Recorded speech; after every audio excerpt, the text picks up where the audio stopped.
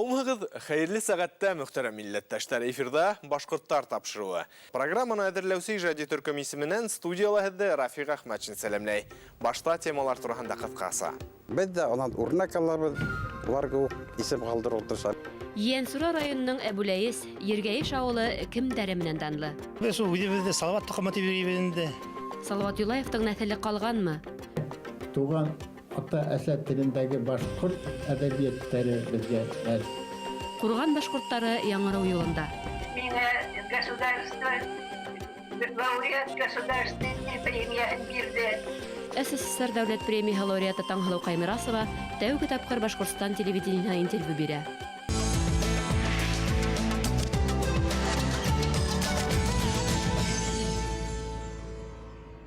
Репрессия бүйік ватан ұғыша аурудар уларда аяқтаныға, тұрмыш улар алдында бір-бір артлы хынаударын қоя. Ләкин бұл нәтілді сабырлық һәм тұрмышқа хүйеу яшеті.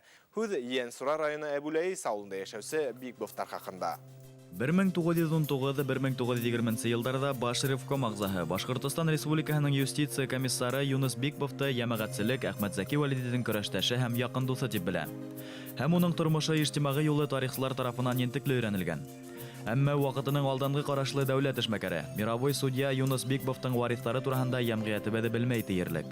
Бикбовтар Әбуләйіс авылына 19-нчы буаттың 2нче яртыһында килеп төпләнә. Нәсел ебенең башында Юлбарыс Бикбов тора. Кайбер мәгълүматлар буенча 1970 елларда Юлбарыс Бикбовты Әбуләйіс старшина дип куялар, юрт старшина. Заманна күрә укымышлы кешеләр булган диләр һәм шулай ук менә безнең яктарга килеп сыга битендә батшаларның бере Орсны юлнан үтә.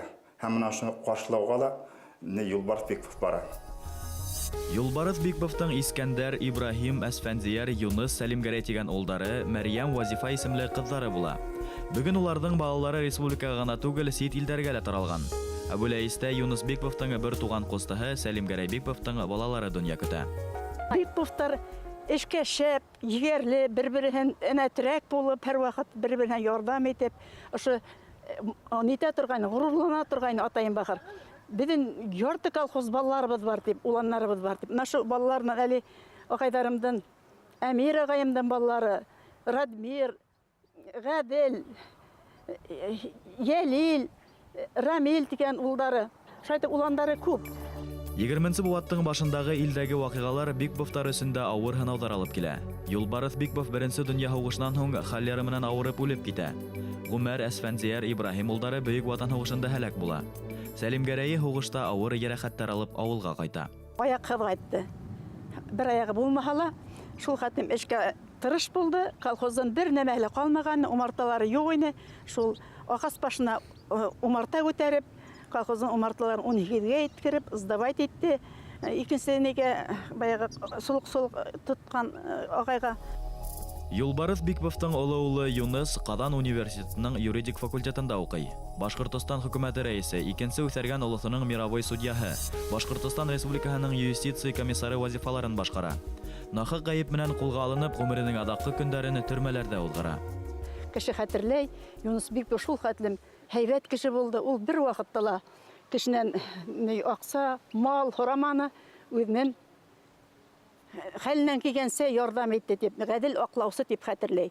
Атайым бахыр аннан күп тә өмет итеп, күз яшьләрен агызып илаган сактарын күрдем мин. Агаем булганда ул уңай итмәс иде, тормыштан барышына зарлангандары хәтеремдә. Катыны Гарифә инәй 6 балаһын алып Үзбәкстанга сыгып китә. Балалары сит ердә үтеп, гаилә коруларына карамастан Башкортстандагы тугандары менән аралашып яшәй. Кунакка кайтып йөри. Баллары кайтып йөри торгайны без барала Салаватлы Тамзилихайнам, Нейлинәмнәр кайта атайларын исләп һәр вакыт шул тураларга һөйләшә торгайны инәмә утырып төннәр буена. Әмир агайымдан балаларла 6 бала, бездә дә 6 бала. Һәр вакытта ошо балаларга садик төзү төринем, ошо Ергәйеш авылында дип һөйләй торгайны без бәләкәй сакта. Әбуләйіс авылында яшәүче Бикбовтарның күбеһе бүген сит яктарга йөреп эшләй. Гадел Бикбов туган авылында калып умарта тота. Сәлимгәрәй атаһынан калган бер һөнәрдер инде ул. Ул үзенең өчен исемен калдырды. Без дә онан үрнәк алабыз, уларга исем калдырып утырса. Мин, например, үзем авылда калдым. бик кыйын эш апарабында яшәү авылда шартларында бик авыл yerinde яшәү шартлары бик авырлашты.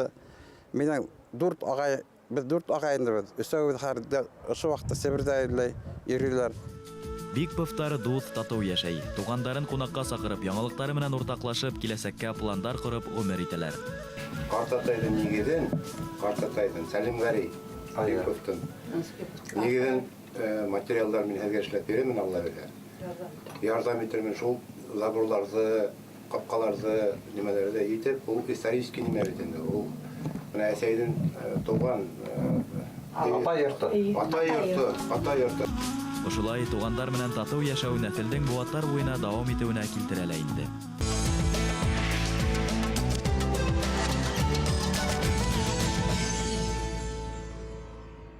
Салават Юлаевка бәйле легенда риваяттер, тарихи комарткалар икенсе әйле олысы биләмәһендә еш осрай. Бигрәк тә каһармандың тыуган районына сиктәш кыйгы ире шәхес турында истәлек хатирәләргә бай. Бында эленнән әле крестьяндар һушыннан калган коралдар, яу кәрәк ярактары табылып тора.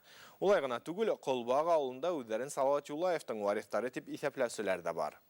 Батырдың төс кыяфәте тарихи документтарга, халык иҗады мәгълүматларына таянып тергезелгән. Әмма һәр башкорт күңелендә уның кабатланмас бер образы яшәй. Колбак авылы халкы Салават Юлаевты авылдаштары Айбулат Колбаковка күз алдына килтерә.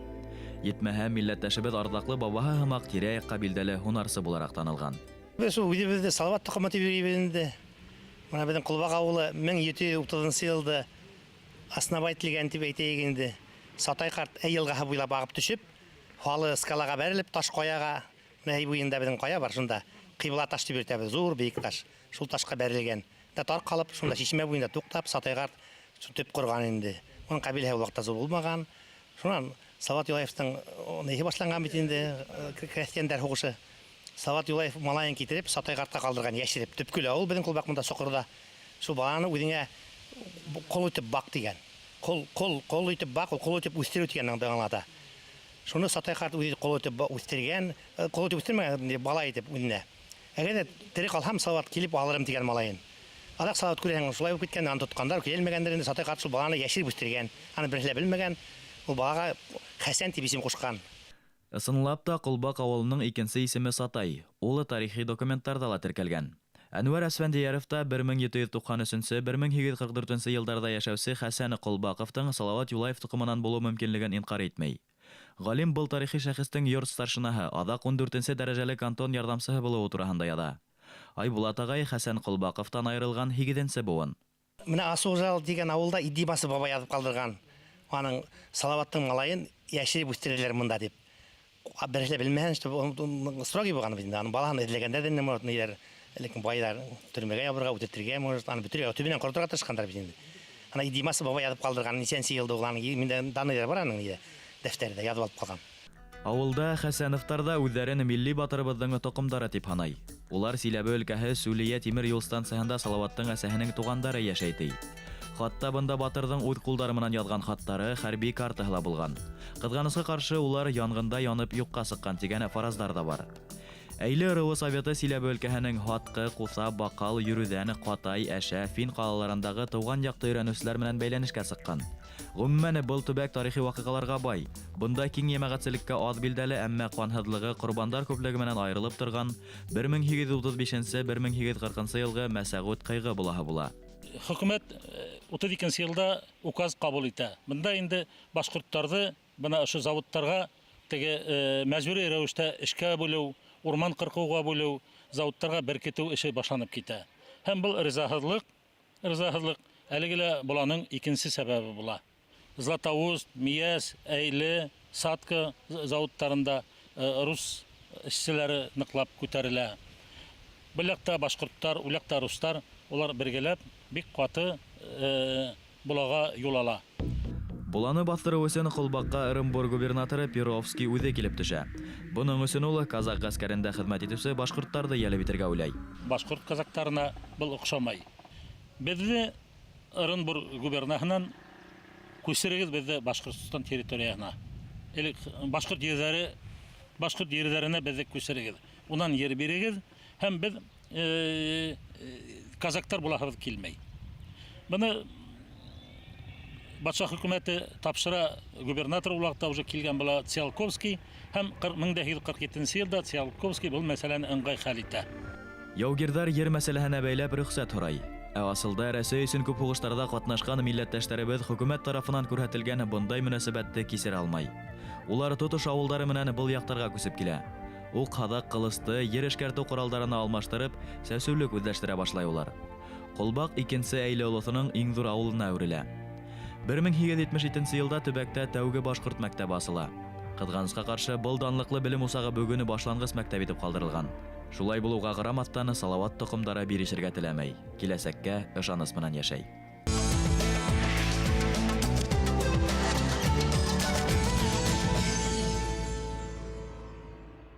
Бәхетле картлыкка яшьлектә нигез салына. Яраткан парыңды табып, тормыш корһаң, гаилә ныклы, мөхәббәтле була тидер. Тормыш сынауларының шатлыклы һәм кайгылы мәлдәрен бергә үткәрү ике кеше арасындагы мөнәсәбәтләрне тагыла якынайта. Силәбе өлкәһенең Капейс калаһында ярты буаттан ашу бергә яшәүсе Суфияновтар хакында безнең һүзебез. Хужабикә бәлештәрен бешереп өстәл әзерләгәнсе кунаклары ла оҙаҡ көттөрмәне. Бүгін Ғабит һәм Миннифа Суфияновтарҙың ғаилә байрамына бергә сәхнәләрдә яңғыратып йөрөгән Аҫылташ ансамбле коллективы йыйылды. Миннифа апа, Ғабит абый, беҙ бөгөн бик шатбыҙ бергә булыуыбыҙға. Шундай зур юбилей сеҙҙең отмечать итәбеҙ, Аллаға шөкөр. Аҫылташта 7 йыл йырлаган Миннифа апа өсөн ансамблдең һәр кешеһе үҙ туғаны кеүек яҡын. Коллектив репетиция концерттарда гына түгел, көндәлек тормошта ла аралашып яшәй.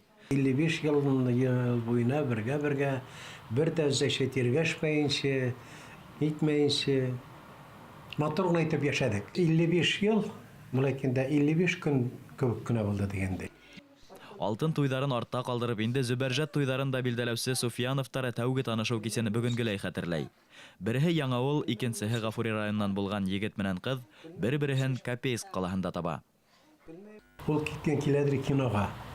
Мин читтәрәк килмәс, шунан киноны күреп ҡалдым. Шунан аны артынан мин дә клубҡа бардым киноға. Кино бөткәннән соң мин аның артынан барып, ҡыуып етеп, шунан рөхсәт сорадым, инде познакомиться итәргә буламы, юҡмы, тегеләй булай, изатып ҡуярға. Ул ваҡытта сәғәт 11 ярты, ҡараңғы бит инде. Мин хәҙер ҡурҡҡандай булып, шунан танышырға буламы тип былай ниткәс инде, ҡараһам, егет кеше тора инде, армиянан ҡайтҡан, формала. Шунан хәҙер оҙатып ҡуйҙы. Тәүге танышыу кисенең хәтирәһе Суфияновтарға тормош ауырлыҡтарын еңергә ярҙам итә. Тормош булғас ҡайһы нейрәк булып китә бит инде. Мин ана шул минутты ғына иҫкә алам. Шунан минең күңелем күтәрелә лә китә инде. Мына шул арҡала минең шул хәҙәрем бер ваҡытта ла талашҡаныбыҙ юҡ, абсолютно. Мин аның бер күҙ ҡарашынан һиҙеп торам. Ул миңә йылмайғас, все беҙҙең менә арлы-бирле һүҙҙәр бөтә лә ҡуя. Йәш саҡта булған мөнәсәбәтте олоғайғансы һаҡлап, бәхетле ҡартлыҡта яшәүҙең бер серен былай тип аңлатты Суфияновтар. Ауыр ваҡыттар безнең бик күп булды. Но зәш ауыр ваҡыттар күп булса да, без икебез бер сүстән булғас, ул ауырлыҡларны без еңеп сыҡтык. Тәүштә ауырлыҡ ваҡыттар безнең ой-ой булды. Бер һүҙҙән булдыҡ, бер һүҙҙән. Был донъяла бер-береһен осратып, ғүмер итеүҙәренә Суфияновтар Хоҙай Тәғәләнән бирелгән бүләк дип һанай. Хаҡлы ялға сыҡҡас, улар һәр саҡ бергә, репетиция, концерттарға йөрөйҙәр. Аллаҡайыма рәхмәт. Беҙгә бөтәһен биргән. Бер-береңә ярҙам итеп, татыу йәшәгеҙ тигән. Ата-әсәмә рәхмәт. 9 бала үҫтергән. Көнө-төнө тәрбиәләп, һау-сәләмәт үҫтергән. Бәхетле ғаиләнең нигеҙе бер-береңә ышаныс һәм уңған хужабикәтей ғаилә башлығы. Хатын-ҡыз ул бөтөн менә былай әйткәндә, колхоз җирендә, конечно, ирләр көҙөндә ауыл өйдә эш күп. Ну, монда бит нинди эш булса инде, хатын-ҡызға да помогай итәргә кирәк, правильно былай әйткәндә? Юҡ, рәхмәт. Помогай итмәйенсә булмай, шуның кеүек шулай булғас инде, хатын-ҡыздарында 99% була. Минифа апай ҡатын-ҡыҙ бәхете ирҙән тигән фекерҙә. Һәм ул бәхет күңелендә изге теләктәр йөрөткәндәргә генә эләгә тей.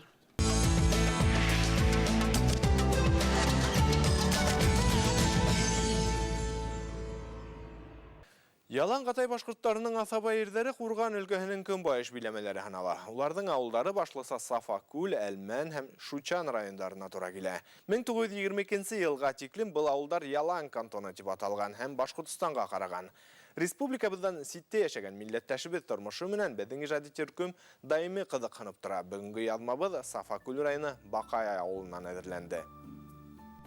Бакай авылы халкының көн итмеше, күлдәр һәм күз күреме етмәс ялан басыулар менән бәйле. Хәзерге мәлдә унда күмәк авыл хуҗалыгы таркалган. Балалар һаны азаю сәбәпле Бакай 9 еллык мәктәбе башлангыч мәктәпкә торып калган. Балалар безнең мәктәптә күп түгел. 16 бала, 11 бала, 10 бала инде нидә. Беренче мен 4нче сыйныфка кадәр калганы бәләкәйләр инде садик дип әйтәбез инде шулар балалар бәләкәйләр йөриләр. 1971 елга тиклем өлкәнең башкорт авылдары мәктәпләре милли мәктәп булып исәпләнгән. Башкорт теле туган тел буларак укытылган.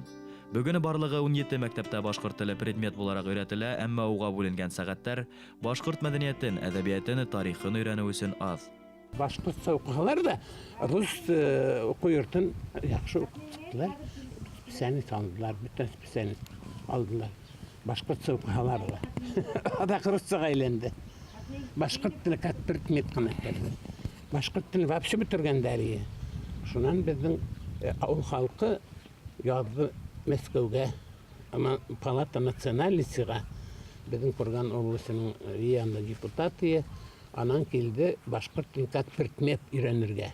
Өйрәтергә дип, шуннан хәзер как предмет өйрәтелә башкорт теле. Бакайда 2007 елда мәчет асылган.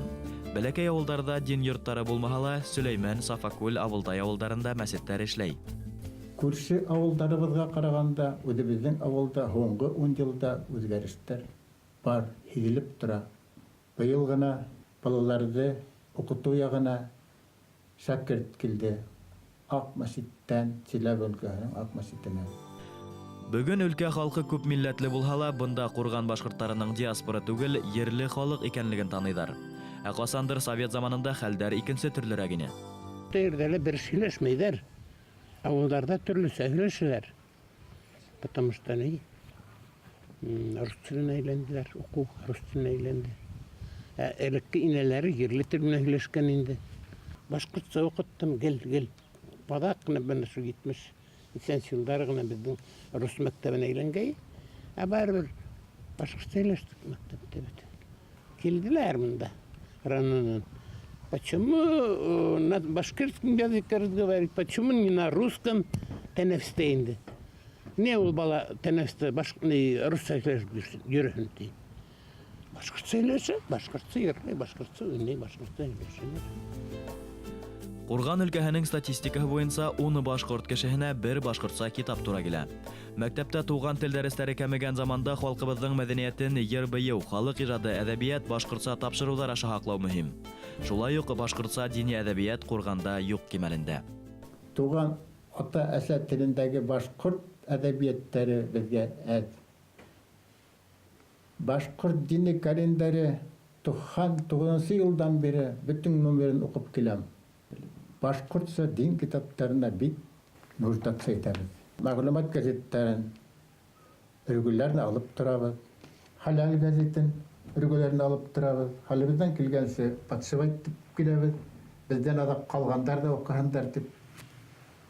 Нәрсәләй дип патшавайт дип барабыз. Авыл кешеләре алып укыйлар.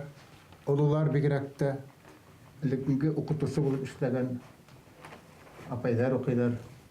İmam elikkingi gazete, менә бу имам газеты башкортча, мәгълүмат газеты татарча. Халал менән мәгълүмат газетәһендә лә бөтә татар теле менән языла. Үзебезнең әсә теле менән башкорт теле менән юк диярлек.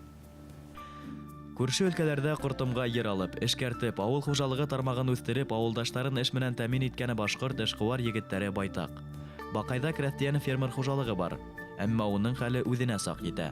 Курган башкортларына бердәм булырга, күрше Силәбе, Ырымбур башкортлары өлгеһендә авылдарды тергедергә тотынырга вакыт. Халык та ошыны көтә. Без теләйбез безнең авылга шул яшьтәр кире кайтһын, кире килһендәр, монда йер күп, менә күлебез бар безнең, күлебездән без һыу да эсәбез, шуннан балык та тоталар менә. Шуңа авылыбызды күтәрергә яшьтәр килһен дип теләйбез. Касандыр Башкортстандан кителеп калһалар да, Курган башкортлары үз асылына хыянат итмәй, борынгылыгын хаклап яшәй. Әле 20нче буат урталарында был яктарда халык ижадының борынгы бер төрө, иртәг әйтүчеләре, тарихи йырдар йырлаучылар бар ине. Уларның истәлеге ошо йере, табигать, күлдәр, шул ергә һөю менән хугарылган.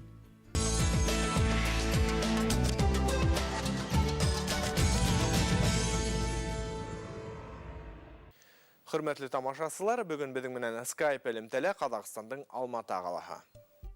Алматыда гаҗәеп бер гаилә яшәй. Улар сыгышы менән Салават районының Аркавыл авылыннан Каймирасовтар. Сәмига һәм Гыймал Каймирасовтарның иң өлкән балаһы Таңһылыуды 1943 елда Өфө нефть техникумын тамамлагас, Казакъстанга казылма байлык яткылыктарын эзләргә җибәрәләр.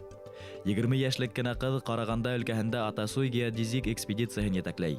Берничә елдан ул җитәкләгән экспедиция Жумарт, Көньяк Каражал, Акшагат, Жайрым, Ушкатын тимер рудаһы яткылыктарын аса. Һаумыгыз, Таңһылу Гыймаловна. Һаумыгыз. Хәлдәрегез нисек? Әйбәт кенә яшәйем. Һеҙҙе иремде иҫкә алып, барығыҙҙы ла һағынып, күрергә зар булып яшәйем. Һеҙҙең әле Башҡортостан менән бәйләнешегеҙ бармы? Башҡортостан белән һәр ваҡытта бәйләнеп торам. Минем анда, Салауат районында, туғандарым бик күп. Ҡасан геология разведкаһы етәксеһе булып киттегеҙ? Мин 43 йылда Уфалағы техникумды, нефтяной техникумды бөтөрөп, мында Алматыға, Казакъстанға ебәрелгән инем. Шул 43 йылдан 88 йылға тиклем эшләнем. Шуның яртыһын экспедицияларға йөрөп, ер байлыктарын эзләп табырга ла туры килде. Шуңа бик шатмын. Аның калган ярты 25 еллап институтта, геологический институтта эшләнем. Барыһы геологиялы бер 50 елга тиклем бәйләнеш укуы белән бергә. Монда Алматыга килгәс, горно-металлургический институтты бетереп, шул кандидат булып защищать иттем кандидат диссертацияһын. Шуннан шул табылган месторождениялар өчен миңа государство лауреат государственной премияһын бирде. Ни өсөн ул мәлдә казылма байлыктарның яңы яткылыктарын асу яшь кенә кызларга йөкмәтелде? Казак галимдары, геологтары юк инеме? Ул вакытта геологиялар казактар юк ине, рустар булды. Кеше әз булды ул экспедиция йөргәндә. Специальность мин магниторазведчик, геофизик булдым.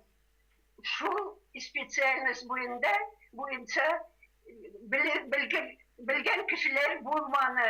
Һеҙ асҡан Жайрым яткылығы әле эшләйме?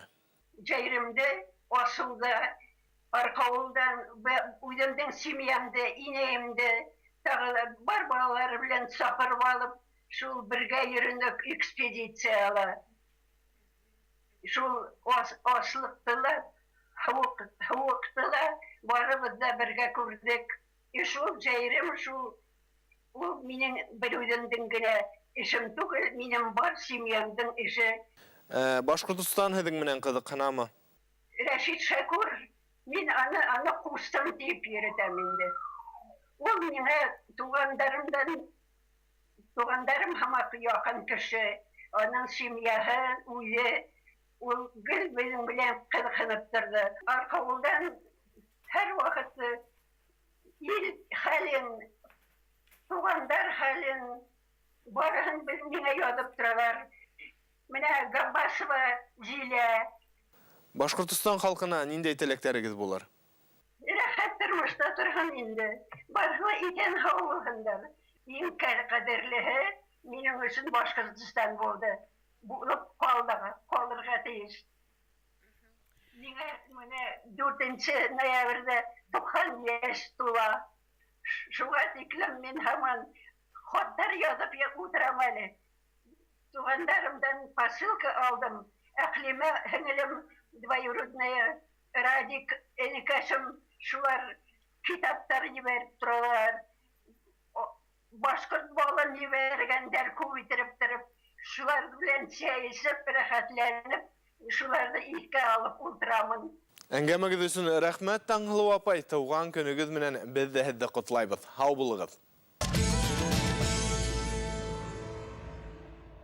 Башкорттар тапшыруының электрон архивын www.tv-garba.ru сайтында табырга мөмкин. Редакция менән бәйләнеш өчен телефон 251-73-92. Безнең менән Skype элемтәгә сыгу форсаты лабаруның адресы Башкорттар Хызык ТВ. Теләк тәкъдимдәрегезне әле экранда күренгән e-mailга лайбәргә мөмкин. Әлегә тапшыру тамам, киләһе осрашканга тиклем һау булыгыз, дөньяны башкортса карагыз.